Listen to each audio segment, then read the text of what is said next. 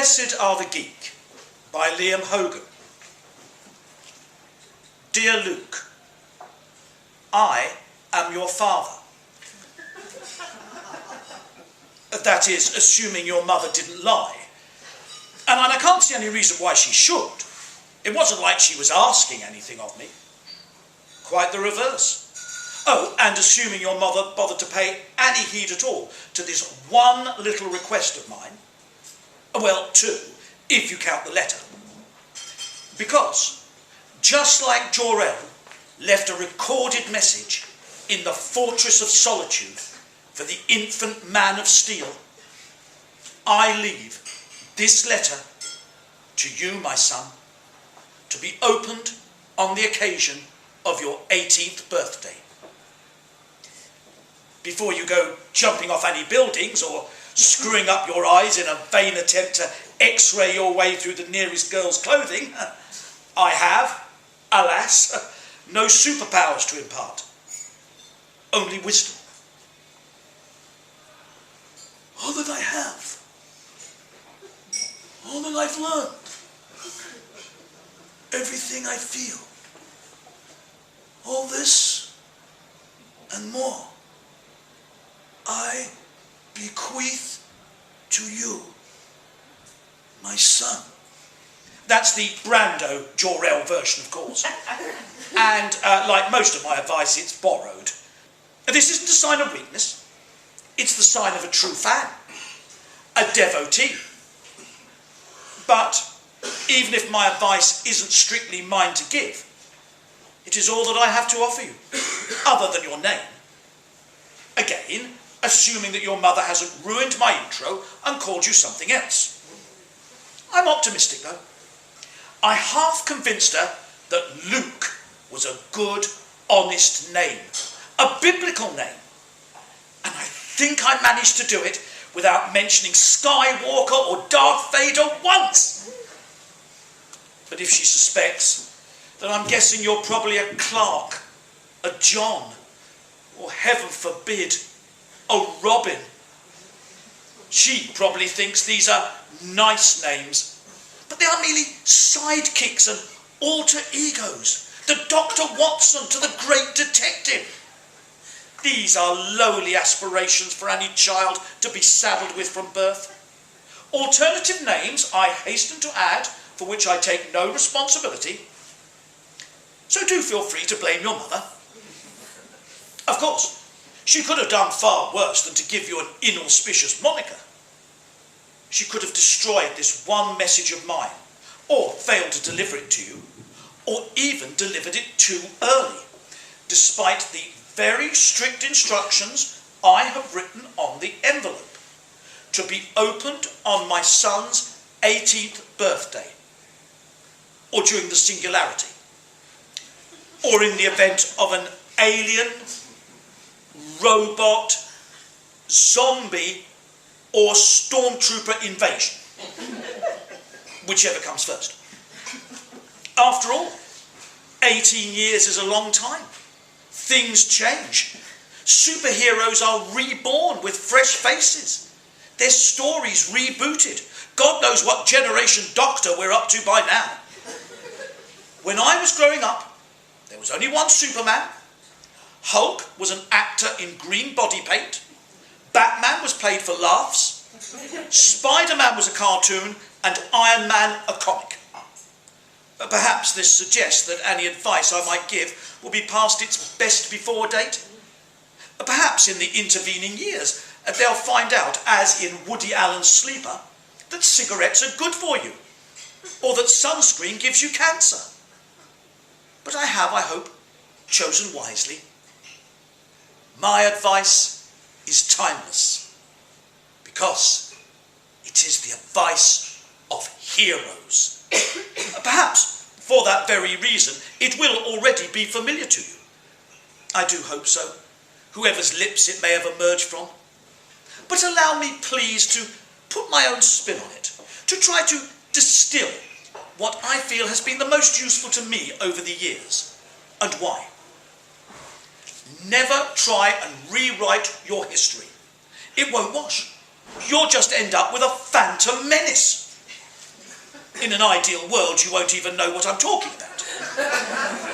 As I sincerely hope history has been as unkind to that pile of dross as we fans were when we first saw it. So, yep, like even the great George Lucas, you're going to make mistakes. You're going to have regrets. I did. I have. These, as much as your successes, are what make you, you. That doesn't mean you have to announce them to the world, but please don't ignore them.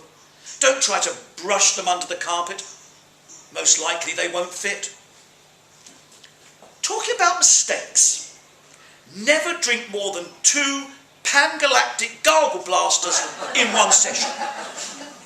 Seriously. You have, if fate has been as kind to you as it has been to me, a brain the size of a planet. And while on occasion you'll wish it was not so, drink is not the answer. There are few things less attractive than a vomit-splattered geek. And alas, this too I know from bitter experience. Never wear a cape. This shouldn't be advice I have to give. If this is in any way news to you, go back and watch every Pixar movie ever. They'll teach you far more than I ever could. Make sure you have a speaking part. You all know what happens to the crewmate in the red jumper who accompanies Spock and Kirk to the planet's surface. Don't be that silent nobody. If you see a girl that you like, go over and, heck, talk to her. The worst you can do is ignore you. Or perhaps use you for sex. And, other than the need to hastily pen a detailed letter for a potentiality 18 years down the line before being shown the door, that really isn't so bad. Never get involved in a land war in Asia.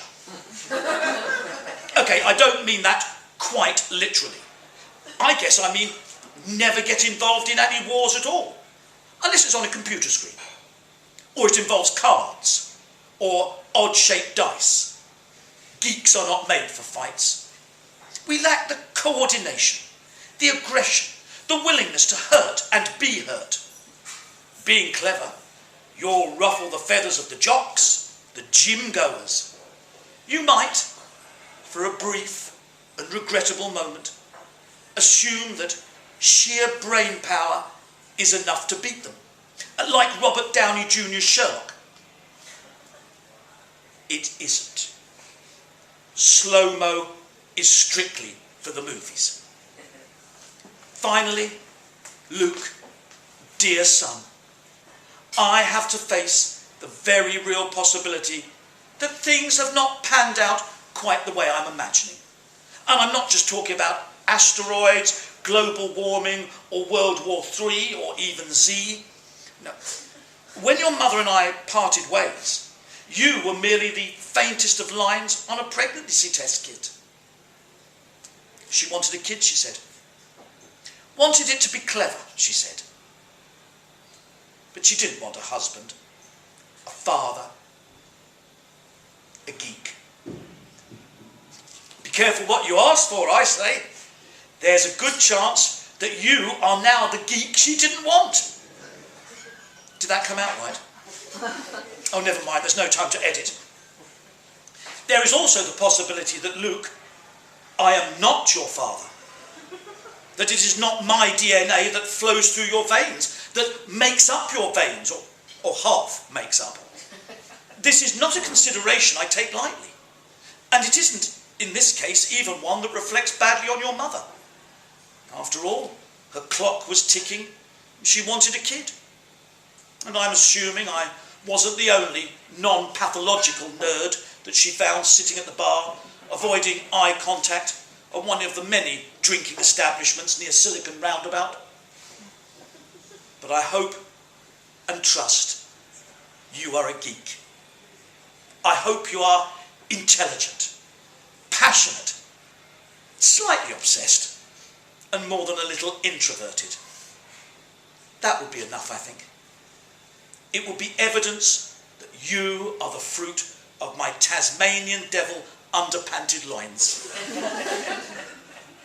If not, if it turns out that you are sporty, relaxed around women, the sort who think collectibles are for kids, then the chances are you are not my son at all.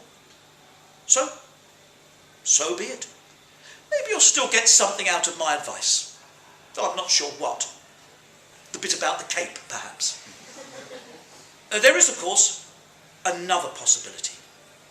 You could have half of my DNA, but not the half that includes the Y chromosome. In which case, I'm afraid I have no real advice to offer. I can only apologise. I'm sorry that you'll be cursed to wear glasses for most of your life. I'm sorry that you'll have to hide your intelligence in an attempt to be popular.